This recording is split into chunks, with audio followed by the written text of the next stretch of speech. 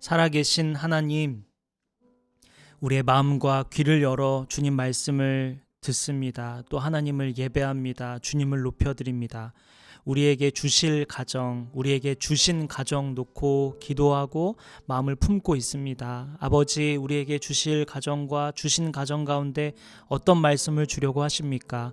우리가 마음에 새기고 하나님께서 세우시는 가정으로 잘 세워갈 수 있도록 우리를 인도하여 주옵소서. 우리를 통해 영광 받으실 주님 찬양 올려드리며 예수님의 이름으로 기도드립니다.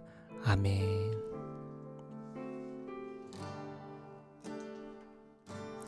우리를 죽기까지 사랑한 그 사랑으로 당신을 사랑하리. 약속하신 축복의 말씀 굳게 믿으며 믿음의 가정 세우리.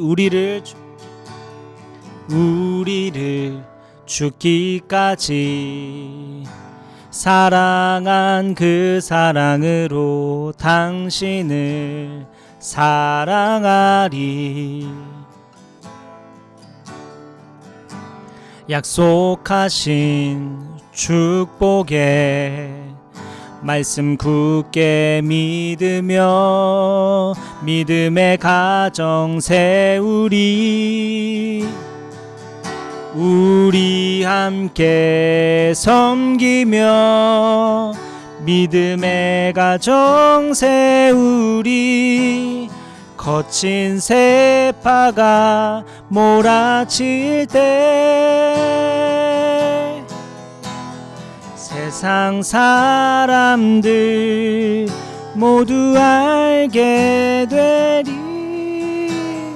믿음 위에 선 우리 가정,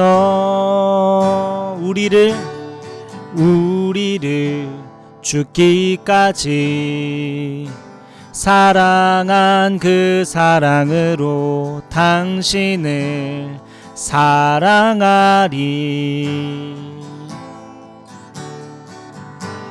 약속하신 축복의 말씀 굳게 믿으며 믿음의 가정 세우리. 다시 한번 처음부터 우리를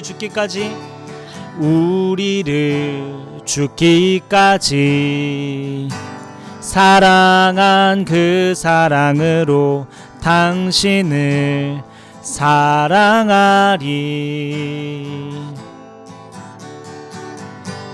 약속하신 축복의 말씀 굳게 믿으며 믿음의 가정 세우리. 우리 함께 섬기며 믿음의 가정 세우리. 거친 세파가 몰아칠 때 세상 사람들 모두 알게 되리. 믿음 위에 선 우리 가정, 우리 함께 섬기며 믿음의 가정 세우리. 거친 세파가 몰아칠 때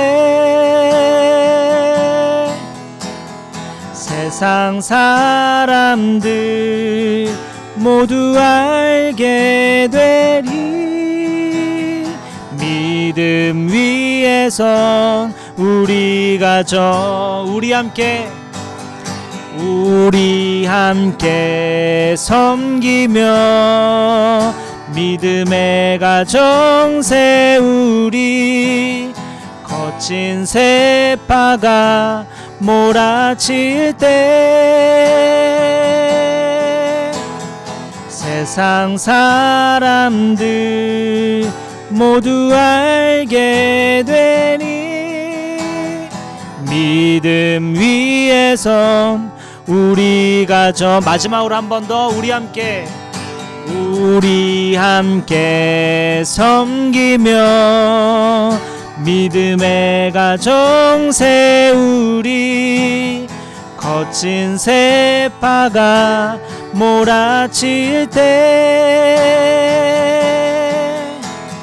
세상 사람들 모두 알게 되리. 믿음 위에선 우리 가정, 우리 한 번 더 할까요? 우리 함께 섬기며 믿음의 가정 세우리. 거친 세파가 몰아칠 때 세상 사람들 모두 알게 되리. 믿음 위에선 우리 가정, 믿음 위에선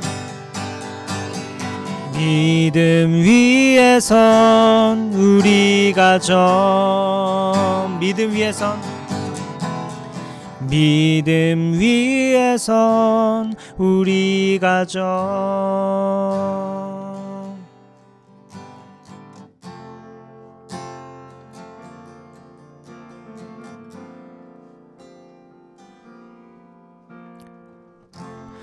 따스한 성령님,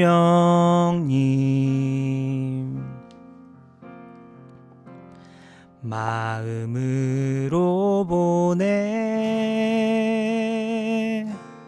내 몸을 감싸며 주어지는 평안함,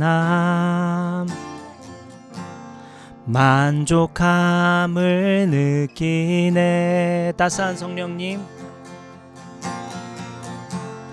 따스한 성령님,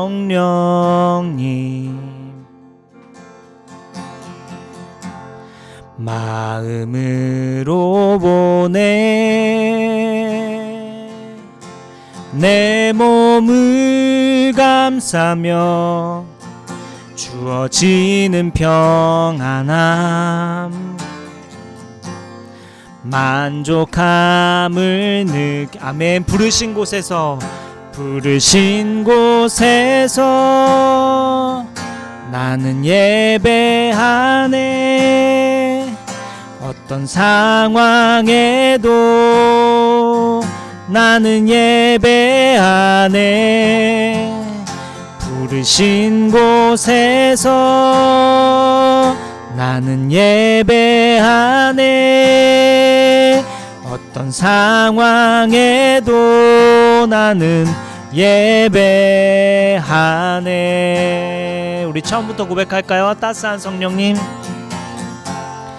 따스한 성령님, 마음으로 보내 내 몸을 감싸며 주어지는 평안함, 만족함을 아멘. 부르신 곳에서 나는 예배하네. 어떤 상황에도 나는 예배하네. 부르신 곳에서 나는 예배하네. 어떤 상황에도 나는 부르신 곳에서 나는 예배하네. 어떤 상황에도 나는 예배하네. 부르신 곳에서 나는 예배하네. 어떤 어떤 상황에도 나는 예배하네. 부르신 곳에서 나는 예배하네. 어떤 상황에도 나는 예배하네. 부르신 곳에서 나는 예배하네. 어떤 상황에도 나는 예배하네. 부르신 곳에서 나는 예배하네. 어떤 상황에도 나는 예배하네. 부르신 곳에서 나는 예배하네. 어떤 상황에도 나는 예배. 마지막으로 한 번 더 고백할까요? 부르신 곳에서 나는 예배하네. 어떤 상황에도 나는 예배하네. 부르신 곳에서 나는 예배하네. 어떤 상황에도 나는 어떤 상황에도 나는 어떤 상황에도 나는 예배하네.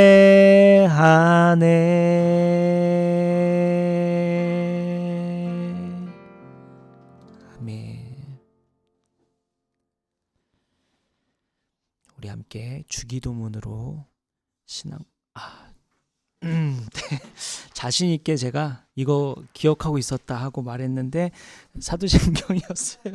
네, 사도신경 고백하고 우리 말씀을 나누도록 하겠습니다. 우리 함께 사도신경 고백할게요. 시작. 나는 전능하신 아버지 하나님 천지의 창조주를 믿습니다.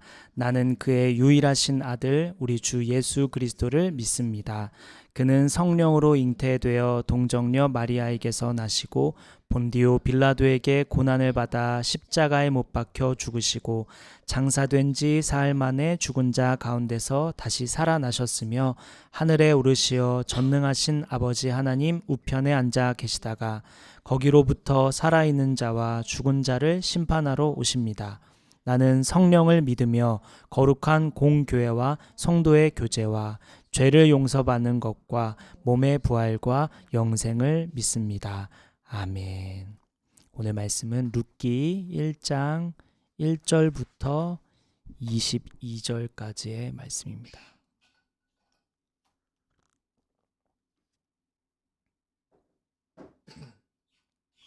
룻기 1장 1절부터 22절까지의 말씀입니다.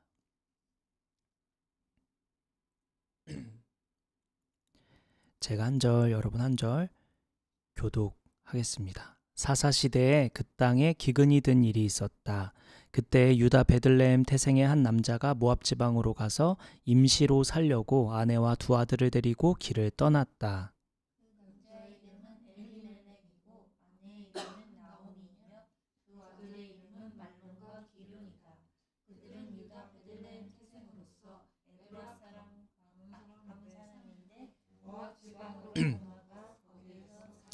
네, 그러다가 나오미의 남편 엘리멜렉이 죽고 나오미와 두 아들만 남았다.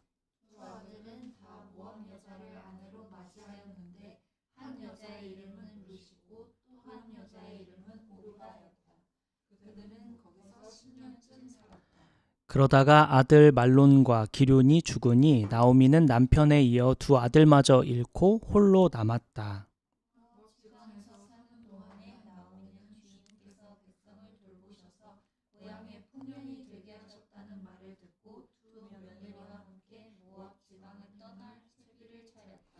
나오미가 살던 곳을 떠날 때에 두 며느리도 함께 떠났다. 그들은 유다 땅으로 돌아가려고 길을 나섰다. 길을 가다가 나오미가 두 며느리에게 말하였다. 너희는 제각기 친정으로 돌아가거라. 너희가 죽은 너희의 남편들과 나를 한결같이 사랑하여 주었으니 주님께서도 너희에게 그렇게 해주시기를 빈다. 너희가 각각 새 남편을 만나 행복한 가정을 이루도록 주님께서 돌보아 주시기를 바란다. 나오미가 작별하려고 그들에게 입을 맞추니 며느리들이 큰 소리로 울면서 말하였다. 아닙니다. 우리도 어머님과 함께 어머님의 결례에게로 돌아가겠습니다. 그러나 나오미는 말렸다. 돌아가다오 내 딸들아 어찌하여 나와 함께 가려고 하느냐? 아직 내 뱃속에 아들들이 들어 있어서 그것들이 너희 남편이라도 될 수 있다는 말이냐? 돌아가다오 내 딸들아 제발 돌아가거라. 재혼을 하기에는 내가 너무 늙었다. 설령 나에게 어떤 희망이 있다거나 오늘 밤 내가 남편을 맞아들여 아들들을 낳게 된다거나 하더라도 너희가 그것들이 클 때까지 기다릴 셈이냐? 그때까지 재혼도 하지 않고 홀로들 지내겠다는 말이냐? 아서라 내 딸들아 너희들 처지를 생각하니 내 마음이 너무나 괴롭구나. 주님께서 손으로 나를 치신 것이 분명하다. 그들은 다시 한번 큰 소리로 울었다. 마침내 오르반은 시어머니에게 입맞추면서 작별 인사를 드리고 떠났다. 그러나 롯은 오히려 시어머니 곁에 더 달라붙었다. 그러자 나오미가 다시 타일렀다. 보아라 네 동서는 저의 결례와 신에게로 돌아갔다. 너도 네 동서의 뒤를 따라 돌아가거라. 롯이 대답하였다. 나더러 어머니 곁을 떠나려거나 어머님을 뒤따르지 말고 돌아가라고는 강요하지 마십시오. 어머님이 가시는 곳에 나도 가고 어머님이 머무시는 곳에 나도 머무르겠습니다. 어머님의 결례가 내 결례이고 어머님의 하나님이 내 하나님입니다. 어머님이 숨을 거두시는 곳에서 나도 죽고 그곳에 나도 묻히겠습니다. 죽음이 어머님과 나를 떼어놓기 전에 내가 어머님을 떠난다면 주님께서 나에게 벌을 내리시고 또 더 내리신다 하여도 달게 받겠습니다. 나오미는 롯이 자기와 함께 가기로 굳게 마음먹은 것을 보고 더 이상 말리지 않았다. 그 두 사람은 길을 떠나서 베들레헴에 이르렀다. 그들이 베들레헴에 이르니 온 마을이 떠들썩하였다. 아낙네들이 이게 정말 나오미인가 하고 말하였다. 나오미가 그들에게 대답하였다. 나를 나오미라고 부르지들 마십시오. 전능하신 분께서 나를 몹시도 괴롭게 하셨으니 이제는 나를 마라라고 부르십시오. 나는 가득 찬 채로 이곳을 떠났습니다. 그러나 주님께서는 나를 텅 비어서 돌아오게 하셨습니다. 주님께서 나를 치시고 전능하신 분께서 나를 불행하게 하셨는데 이제 나를 나오미라고 부를 까닭이 어디에 있겠습니까? 이렇게 하여 나오미는 모압 여인인 며느리 롯과 함께 모압 지방에서 돌아왔다. 그들이 베들레헴에 이르렀을 때는 우리를 거두기 시작할 무렵이었다. 아멘. 네. 네, 오늘 말씀은 결혼이 이렇게 힘든 줄 몰랐다라는 제목으로 말씀을 나누도록 하겠습니다. 네.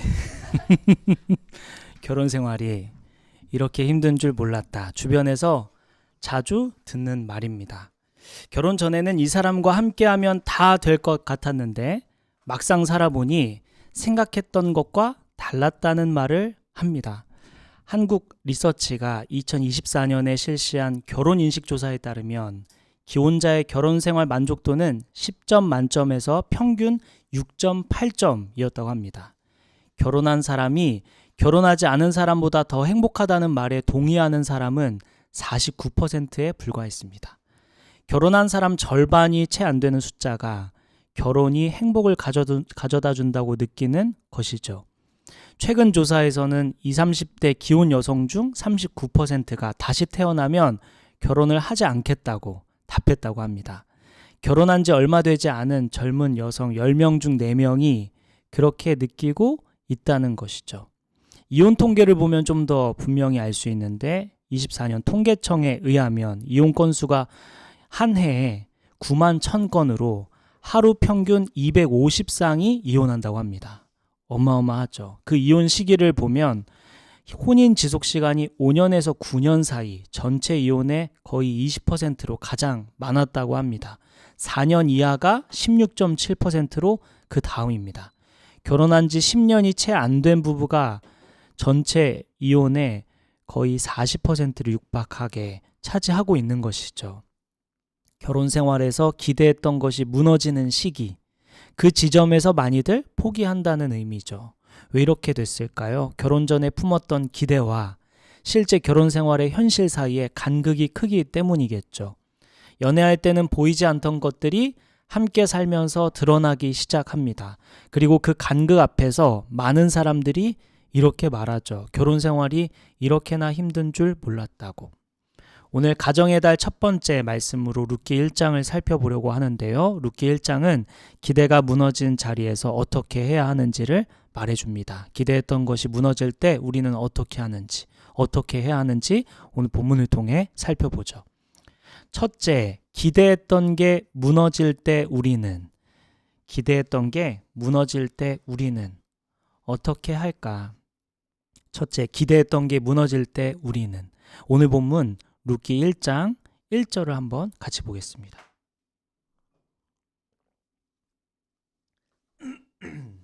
제가 읽을게요. 사사시대에 그 땅에 기근이 든 일이 있었다. 그때 유다 베들레헴 태생의 한 남자가 모압 지방으로 가서 임시로 살려고 아내와 두 아들을 데리고 길을 떠났다. 본문 말씀의 시대적 배경을 한번 살펴보면 본문의 시점을 1절은 이렇게 말하고 있는데 사사들이 치리하던 때, 요 때예요. 사사시대. 우리가 아는 그 사사기, 그 사사시대라는 의미예요. 사사기의 주제와도 같은 말씀이 있는데 사사기에 살펴보면은 그때 이스라엘에 왕이 없었으므로 사람이 각각 자기 소견에 옳은 대로 행하였더라 라는 게 사사기 말씀의 주제되는 말씀이죠. 룻기는 이스라엘 역사에서 가장 혼란스럽고 영적으로 타락한 시대를 배경으로 하고 있다라는 의미입니다. 오늘 본문의 룻기가 이스라엘 역사에서 가장 혼란스럽고 가장 영적으로 타락한 시대가 배경이다 이거고요. 게다가 상황이 어떠냐면 땅에 기근이 들었다라고 얘기하고 있습니다. 그리고 이어서 한 남자를 소개하고 있는데 이 남자의 태생을 주목할 필요가 있습니다. 베들레헴 출신이라고 하는데 베들레헴은 히브리어로 빵집 혹은 빵 공장이라는 뜻입니다. 그런데 이스라엘 전체에 기근이 들어있는 상황이에요. 빵 공장에 빵이 떨어진 상황이다 이런 거죠. 또 오늘 본문 2절 한번 볼게요. 2절에 보니까 에브랏 가문 사람 이렇게 얘기하고 있는데 여기 에브랏은 풍성하다라는 뜻입니다. 비교적 부유하고 여유로운 가문 출신이라는 뜻이에요. 그런데 빵 공장에 빵도 떨어지고 여유롭고 부유했던 가문이 먹을 게 떨어져서 타국으로 이주하고 있는 상황입니다. 이 비극적인 상황에 더 비극적인 일이 벌어지는데 5절에 보니까 남편도 죽고 두 아들까지 죽습니다. 이 여인 나오미의 고통을 감히 헤아리기가 어렵겠죠. 얼마나 최악의 상황입니까? 오늘 본문의 나오미만큼은 아닐지 모르지만 결혼 생활을 하다 보면 어려움이 겹겹이 쌓일 때가 있습니다. 온라인 커뮤니티에 이런 글이 올라왔는데 결혼은 현실이다. 과일 1kg에 10,000원이 넘고 둘이서 외식하면 10만 원은 우습다. 매달 대출금을 갚고 나면 남는 게 없다. 상황이 각박해지니 남편이 사랑스럽지가 않다. 요 글에 수백 개의 공감과 댓글이 달렸습니다. 또 다른 글도 있었는데요. 결혼 전에는 매일 손잡고 산책할 줄 알았는데 지금 각자 방에 있다. 이렇게 이 글에도 수백 개의 공감과 댓글이 달렸습니다.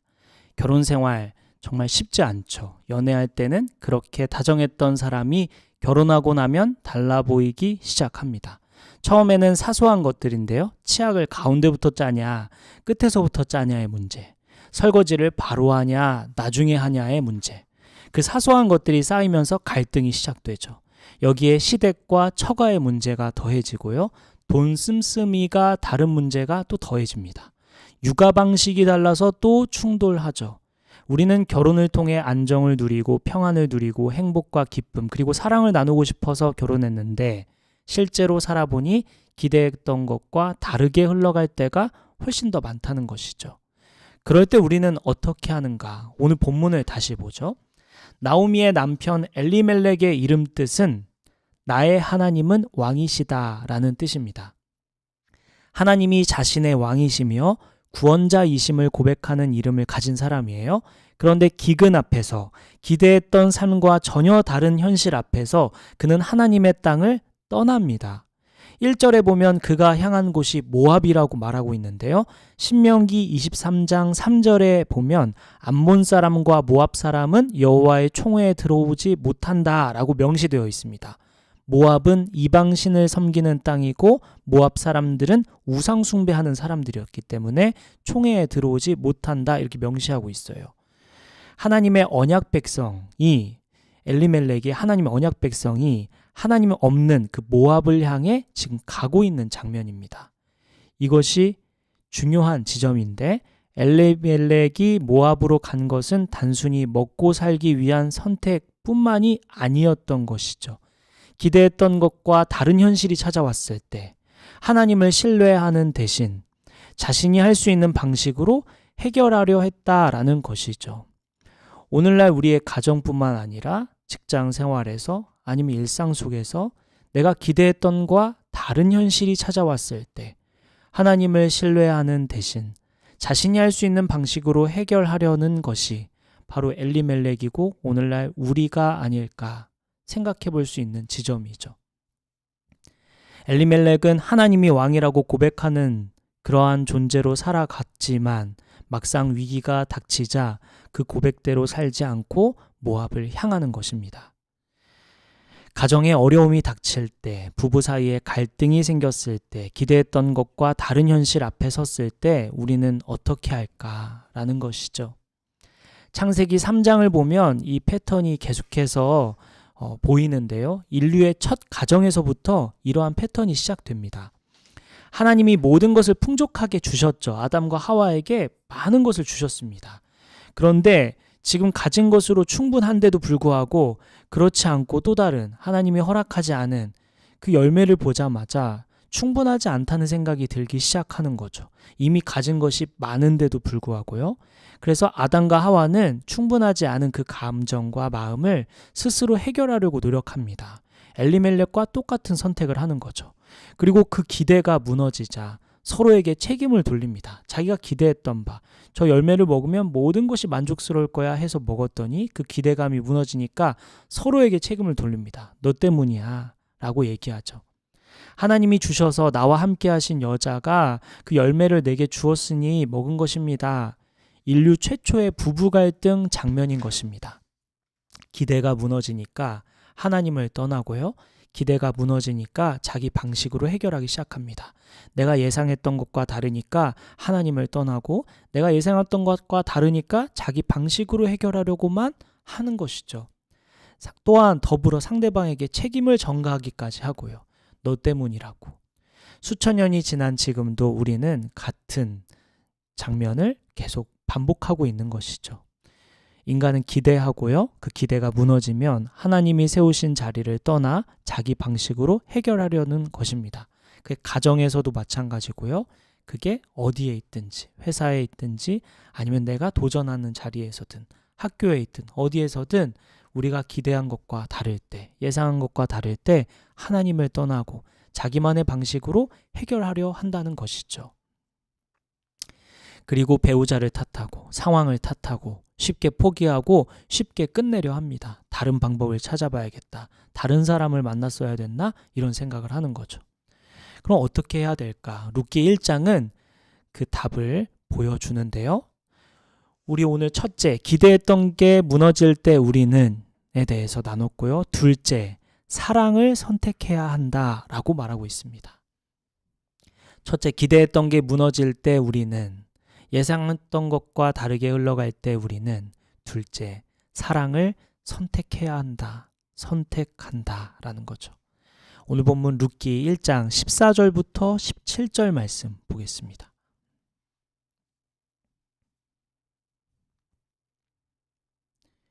14절만 읽을게요. 그들은 다시 한 번 큰 소리로 울었다. 마침내 오르바는 시어머니에게 입맞추면서 작별 인사를 드리고 떠났다. 그러나 룻은 오히려 시어머니 곁에 더 달라붙었다.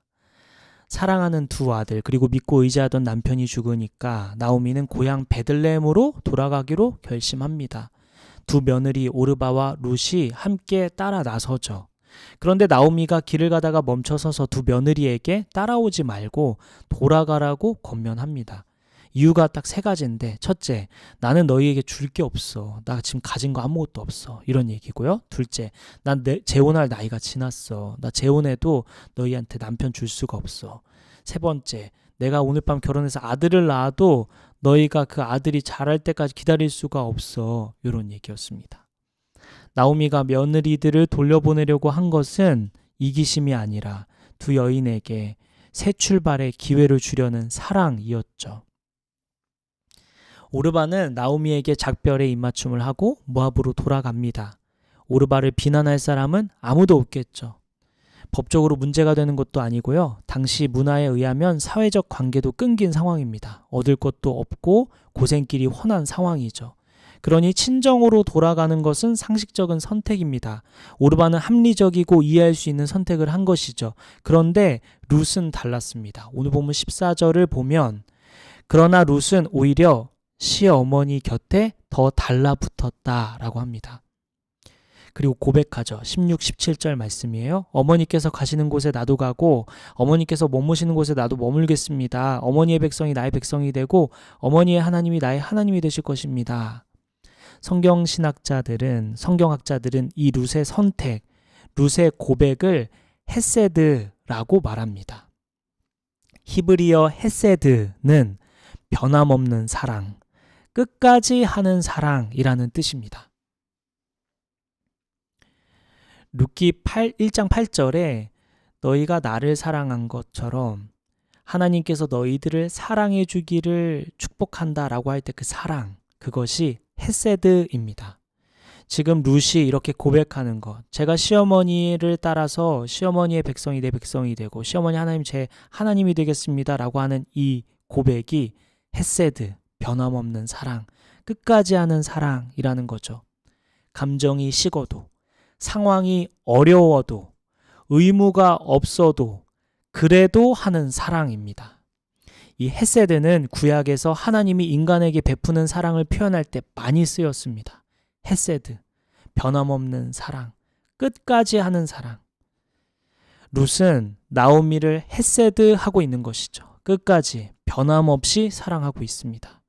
물론 오르바도 나오미를 사랑하긴 했지만, 목소리 높이 울 정도로 사랑했지만, 그러나 현실 앞에서, 상황 앞에서 어쩔 수 없이 합리적인 선택을 했죠.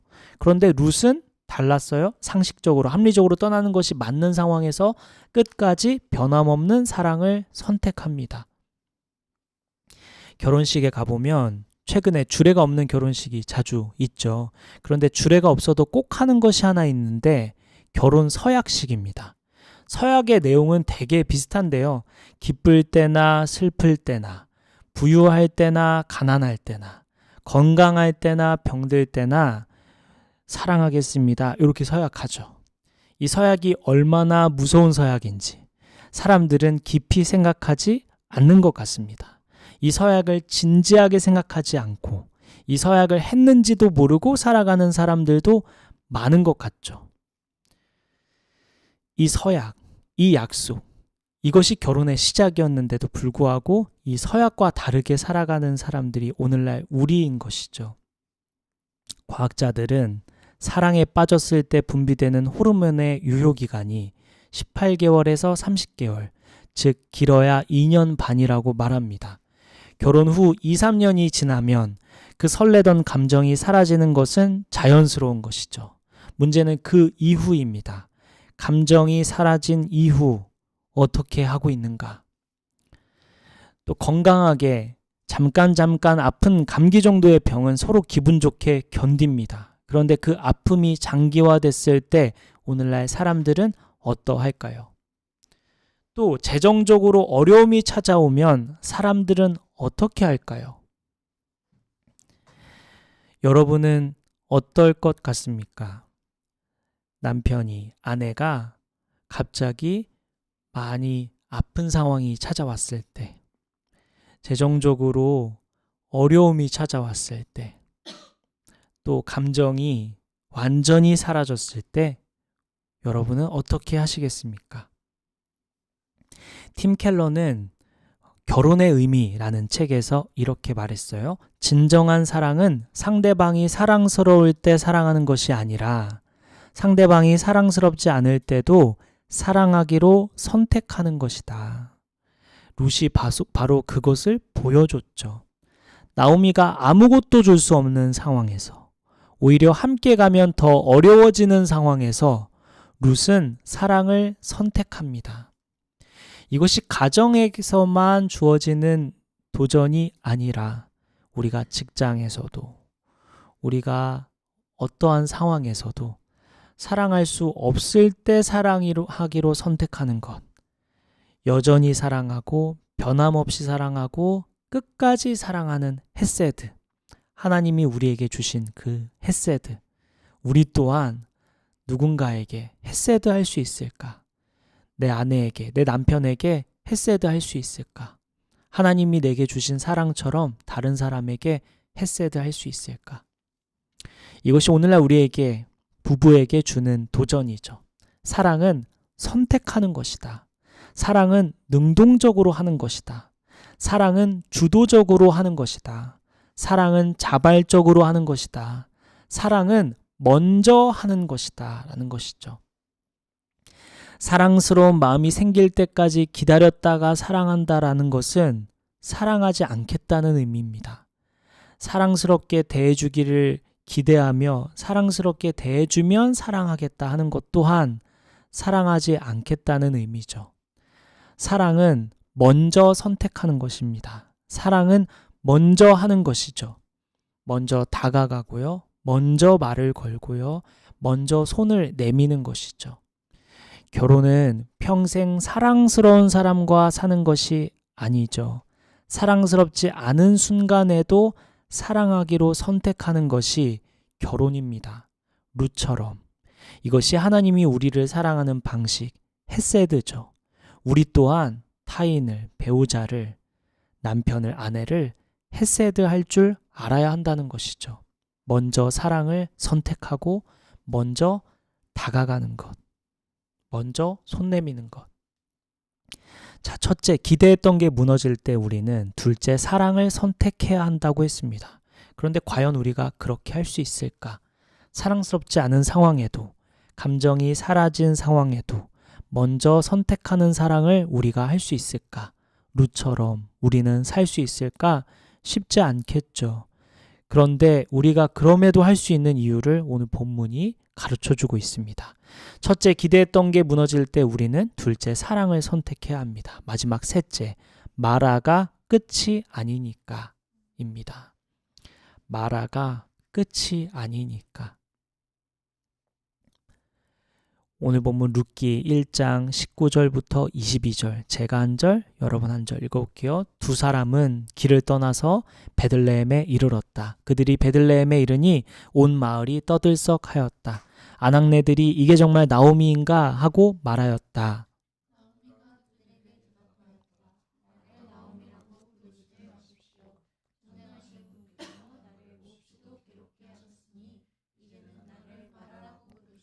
나는 가득 찬 채로 이곳을 떠났습니다. 그러나 주님께서는 나를 텅 비어서 돌아오게 하셨습니다.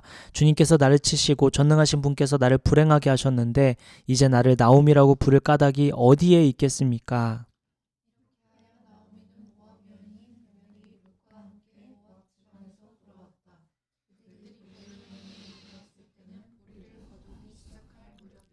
나오미가 드디어 베들레헴에 돌아왔습니다. 10년 만에 고향에 돌아온 거예요. 그런데 동네 여인들이 나오미를 알아보고 반가워하자 나오미가 말합니다. 나를 나오미라고 부르지 말고 마라라고 불러라. 나오미 이름의 뜻이 기쁨입니다. 기쁨아, 너 기쁜 친구 드디어 돌아왔구나 라고 불렀던 건데 마라라고 불러라 할 때 마라는 쓴맛이라는 뜻입니다. 왜죠? 예상치 못했는데 마라가 마라일까요? 잘 모르겠네요. 마라는 쓴맛이라는 뜻입니다. 네, 더 이상 나는 기쁨이 아니야. 쓴맛만 남았어. 라는 얘기를 하고 있는 거죠. 하나님이 나를 버리셨어. 이렇게 절규하고 있는 겁니다. 나오미의 심정이 이해가 되죠. 남편을 잃었고 두 아들도 잃었습니다. 가진 것도 없어졌어요. 빈손으로 돌아오게 됐습니다. 하나님을 원망할 만 하죠. 쓴맛이라고 자기를 부를 만도 합니다. 얼마나 괴롭고 얼마나 어려운 상황인가요? 상상하기 어렵죠. 그러니 기쁨이라고 부르는 게 불쾌하고 불편했겠죠. 나를 말하라고 불러라. 나 쓴맛이라고 불러라. 나 기쁘지 않다. 행복하지 않아. 나 이제 그만하고 싶어. 이런 얘기죠. 그런데 우리가 주목할 것은 22절인데요. 두 사람이 베들레헴에 도착한 것은 보리 추수가 시작될 무렵이었다라는 부분입니다. 나오미가 마라라고 절규하는 그 순간 보리 추수가 시작되고 있었다라는 것입니다. 나오미는 몰랐죠. 그러나 하나님은 일하고 계셨습니다. 어느 성경신학자는 본문 22절을 룻기 1장의 절정, 클라이맥스라고 표현했습니다. 나오미가 가장 깊은 절망에 고백하고 있는 그 지점에서 하나님의 새로운 일이 시작되고 있었다라는 것을 보여주는 22절이기 때문입니다. 훗날 보리를 거두는 그곳에서 룻은 남편 보아스를 만나 결혼하게 되죠.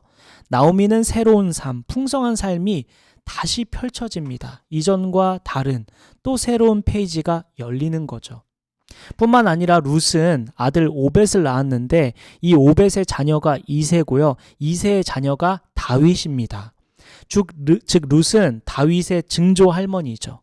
절망의 자리에서 가장 고통스럽고 가장 어둡고 수치스러운 자리에서 그 지점에서 보리 추수가 시작되고 있었다는 말은 어느 신학자의 고백처럼 클라이맥스가 맞는 것이죠. 그러니 나오미가 자신을 마라, 즉 쓴맛이라고 부르라고 했지만 사실은 마라로 끝나는 인생이 아니었던 것입니다. 당시에 나오미는 그것을 몰랐죠. 하나님은 쉬지 않으십니다. 오늘 본문을 통해 우리에게 가르쳐주고 계십니다. 우리가 마라라고 느낄 때도 쓴맛만 남은 것 같을 때도 하나님은 보리 추수를 준비하고 계시는 분이시다라는 것을 가르쳐주고 계신 것이죠. 결혼 생활이 마라처럼 느껴질 때가 있습니다. 결혼 생활뿐만 아니라 우리의 일상 속에서도 마찬가지죠. 기대했던 것과 너무 다르고 사랑을 선택하려 해도 힘이 없고 이 결혼이 끝난 것 같다는 생각이 들 때가 있습니다. 하나님께서 오늘 본문을 통해 그러한 사람들에게 말씀해주고 계신 것이죠. 마라가 끝이 아니다. 하나님은 지금도 보리 추수를 시작하고 계신다라고 말씀 주시는 겁니다. 나오미는 하나님이 자신을 불행하게 만들었다고 말합니다. 하나님이 자신을 치셨다고 말합니다. 가난하게 만들었다고 말합니다. 그런데 하나님은 나오미를 통해 새로운 일을 계획하고 계셨고 예비하고 계셨고 시작하고 계셨습니다. 오늘날 많은 사람들이 결혼 생활에서 나오미와 같은 실수를 하죠. 어려움이 오면 하나님이 우리를 버리셨어. 이 결혼은 끝난 거야 라고 해석합니다. 그런데 하나님의 뜻은 다를 수 있습니다. 하나님의 방법은 다를 수 있습니다. 하나님은 시작하고 계실지도 모릅니다. 어려움이 사실은 그 마라 같은 쓴맛이 새로운 시작의 신호일 수 있다는 것이죠. 결혼 생활에서 뿐만 아니라 우리 일상 속에서도 마찬가지입니다. 내가 이제는 끝났구나, 나 이제 어렵구나 라고 생각되는 그 지점이 바로 새로운 시작의 전환점일 수 있는 신호일 수 있다는 것입니다. 그렇다면 우리가 사랑을 선택할 수 있는 힘, 그럼에도 불구하고 사랑을 선택할 수 있는 힘 어디서 오는가? 바로 여기서 오는 것이죠. 하나님이 쉬지 않으신다는 것을 믿는 것. 지금 마라 같은 자리에서도 하나님이 보리 추수를 준비하고 계신다는 것을 믿는 것. 그 믿음 때문에 우리가 사랑을 선택할 수 있는 것입니다. 그 믿음이 사랑을 선택하게 되는 것입니다. 먼저 다가가고 먼저 손 내밀 수 있게 되는 것이죠. 마라가 끝이 아닙니다. 보리 추수가 시작되고 있습니다. 그러니 우리는 사랑을 선택할 수 있죠. 결혼 서약을 다시 떠올려 봅시다. 기쁠 때나 슬플 때나 부유할 때나 가난할 때나 건강할 때나 병들었을 때나 우리는 그래도 사랑하기로 서약했습니다. 이 서약이 가능한 것은, 이 서약대로 살 수 있는 것은 우리가 뛰어나서 완벽해서가 아니라 하나님이 이 서약을 보고 계시고 그 서약 안에서 일하고 계시기 때문입니다. 마라 같은 자리에서도 보리 추수를 시작하시는 하나님이 우리 결혼 생활, 우리 가정 안에서도 동일하게 일하고 계십니다. 예비 신혼 부부들, 또 결혼을 꿈꾸는 사람들, 또 부부들은 이 지점을 잘 기억하면 좋겠습니다. 결혼 생활을 하다가 분명 마라처럼 쓴맛처럼 느껴지는 날이 찾아올 것입니다. 그때 오늘 말씀을 떠올리며 우리 가정에 새로운 시작의 신호가 왔구나. 하나님께서 우리 가정에서 새로운 일을 하려고 하시는 거구나. 하나님께서 놀라운 일을 예비하고 계신 거구나 라고 생각하는 저와 여러분 됐으면 좋겠습니다. 이것은 직장에서 또 사업하는 자리에서도 마찬가지로 하나님께서 마라처럼 쓴맛같이 느껴지는 그 상황에서 이것은 하나님께서 새로운 길을 여시는 신호구나라고 믿음으로 나아가는 저와 여러분 됐으면 좋겠습니다. 하나님은 쉬지 않으시죠. 쓴맛처럼 느껴지는 순간에도 보리 추수는 시작됩니다. 말씀을 마칠 텐데요. 기대했던 게 무너질 때 우리는 자기 방식으로 해결하려 하죠. 하나님을 떠나 새로운 길을 찾아 떠납니다. 그러나 우리는 그럼에도 사랑을 선택해야 합니다. 내가 먼저 손 내밀고 내가 먼저 다가가는 헤세드, 하나님이 우리에게 주신 사랑처럼 우리도 남편을, 아내를, 이웃을 사랑을 해야죠. 마라가 끝이 아니기 때문입니다. 이러한 현실이 지금 보이는 것이 끝이 아니기 때문입니다. 하나님은 우리 가정 안에 또 우리의 삶에 지금도 일하시기 때문입니다. 우리 함께 가정을 놓고 우리 직장을 놓고 우리 이웃을 놓고 함께 기도하며 나아갈까요? 우리 기도할 때 우리 가정을 위해 먼저 기도하면 좋겠습니다. 오늘 말씀을 들으면서 어떤 생각이 드시고 어떤 결단을 하시겠습니까? 우리 결혼할 예정인 사람이거나 아니면 결혼을 꿈꾸는 사람들은 하나님께서 주실 가정을 위해서 오늘 말씀을 토대로 함께 기도하고요. 또한 이미 가정을 이룬 가정들은 남편과 아내를 위해서, 자녀를 위해서 우리 가정의 중심이 되어 주실 하나님 그 분을 붙들고 우리 함께 성령의 인도하심 따라 함께 기도하면 좋겠습니다. 기도하겠습니다. 아버지,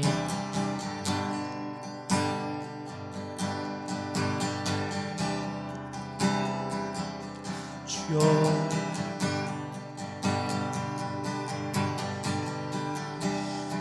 주여,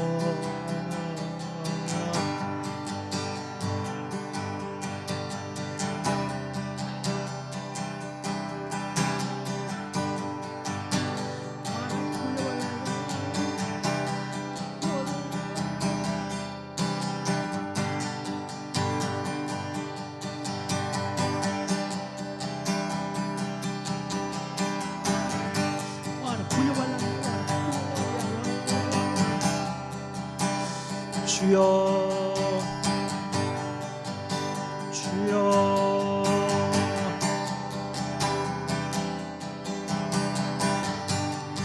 주여,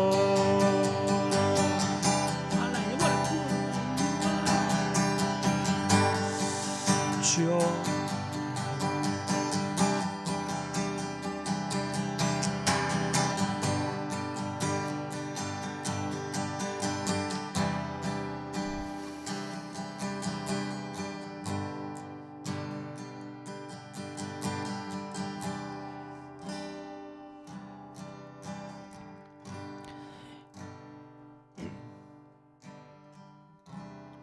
이 말씀이 가정에게만 주어지는 말씀이 아니라 우리의 직장이나 우리의 진로나 혹은 우리의 사업의 현장 가운데도 동일하게 적용할 수 있는 말씀이죠.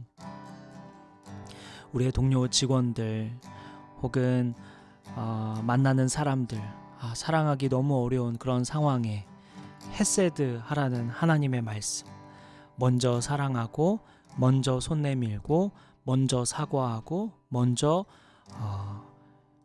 마음을 고백해라 라는 말씀, 또 우리의 진로 또한 우리의 사업, 우리의 직장 생활 가운데 우리의 미래의 삶을 놓고 고민하는 가운데 현실이 녹록지 않을 때, 현실이 어려움이 찾아올 때, 그럴 때 마라가 끝이 아니다라는 하나님의 말씀, 새로운 기회를 주신다는 하나님의 말씀을 마음에 새기면서 우리 가정뿐 아니라 우리의 일상 속에서도 오늘 말씀을 적용해 볼 수 있겠습니다. 그렇다고 한다면 여러분, 오늘 하나님께서 여러분에게 어떤 말씀 하고 계십니까? 하나님께서 주신 말씀 붙들고 하나님 앞에서 어떤 결단을 하시겠습니까? 하나님 앞에서 우리 기도하고 또 결단하며 주님 앞에 약속하는 그런 시간 가졌으면 좋겠습니다. 우리 잠깐 성령의 인도하심 따라 우리 말씀을 놓고 기도하고요, 우리 가정을 놓고 기도했으니 이번 서로를 위해, 우리 서로의 가정을 위해, 우리 교회 공동체 안에 있는 서로의 가정을 위해 기도하고 마치도록 하겠습니다. 기도하겠습니다.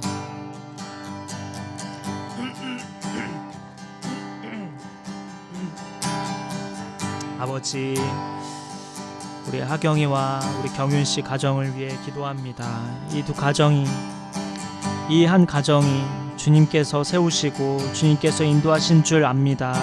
이 가정 가운데에도 어떤 어려움이 있습니까? 저는 알지 못하지만 하늘의 하나님께서 굽어 살펴봐 주셔서 이 가정 가운데 주님이 주인 되어 주시고 하나님의 말씀이 통치되는 가정 되게 하여 주옵소서. 아버지의 햇세대를 닮아 서로 먼저 사랑하고 먼저 용서하고 먼저 고백하는 그런 가정 되게 하여 주옵소서. 아버지, 우리 윤지와 연준이와 유아미 가정을 위해 기도합니다. 그 가정 가운데 하나님의 은혜가 임하게 하여 주옵소서. 아버지, 그 가정에 주님이 주인 되어 주시고 하나님의 사랑이 선포되는 가정 되게 하여 주옵소서.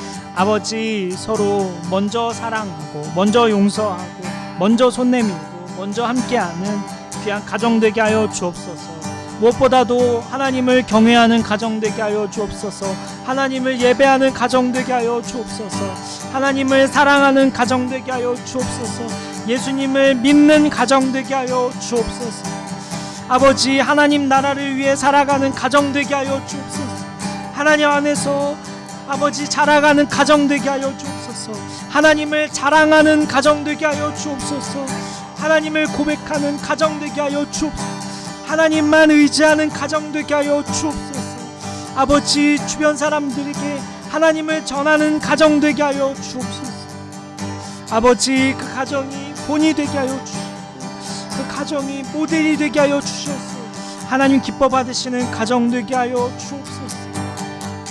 아버지께서 축복하는 가정 되게 하여 주옵소서. 아버지, 주님, 오늘 준비하는 아버지 기도와 예제의 삶 가운데도 주님이 주인 되어 주옵소서. 아버지, 우리 정의와 아버지 세원이도 아버지 가정을 꿈꾸며 나아갑니다. 그런 가정 꼭 기도하게 하여 주시고 아버지 주님 가정 될 수 있도록 주님 축복하여 주옵소서.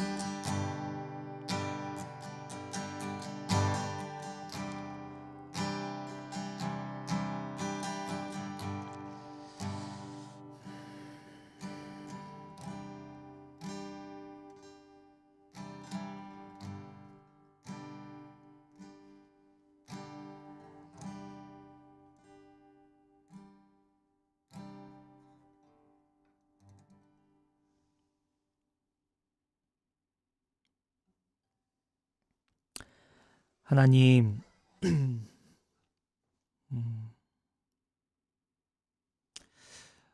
우리가 어리석고 우리의 생각이 우리의 지혜가 부족하여서 우리가 예상한 것들, 우리가 기대했던 것과 다르게 흘러갈 때 불평하고 불만을 토로하고 원망하고 탓을 하고 핑계를 대고 그 자리를 피하고 떠나려는 우리의 모습을 다시 봅니다. 오래전부터 수많은 가정, 아담과 하와 때부터 하나님 앞에서 부족했던 그 가정이 지금도 반복되고 있습니다. 하나님의 은혜가 아니면 아버지, 우리의 가정들이 잘 세워질 수 없음을 고백합니다. 그러므로 오늘 다시 주님 말씀 앞에서 말씀대로 사랑을 선택하고자 합니다.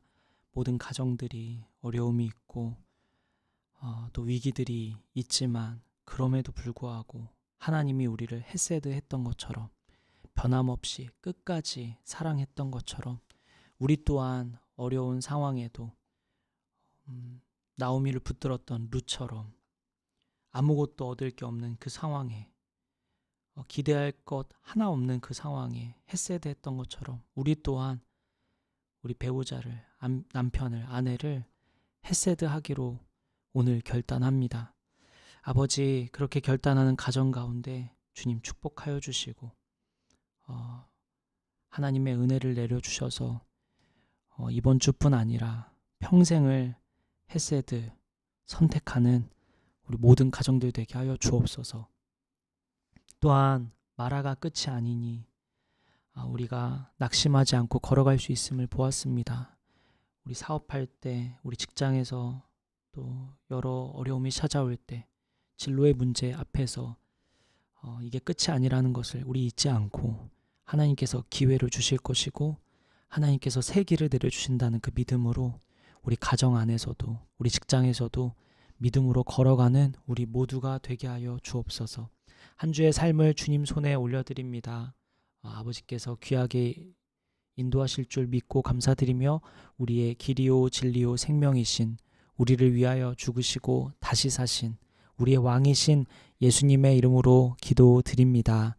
아멘. 축도하겠습니다. 이제는 우리 주 예수 그리스도의 은혜와 하나님의 크신 사랑과 성령님의 감화 감동 교통 역사하심이 한 주 동안 아버지 말씀대로 헤세드하기로 결단하는, 그럼에도 낙심하지 않고 믿음으로 걸어가기로 결단하는 저와 여기 모인 성도들과 온라인으로 예배하는 모든 성도들 머리 위에 지금부터 영원까지 함께 해주시기를 간절히 기도하며 축원하옵나이다.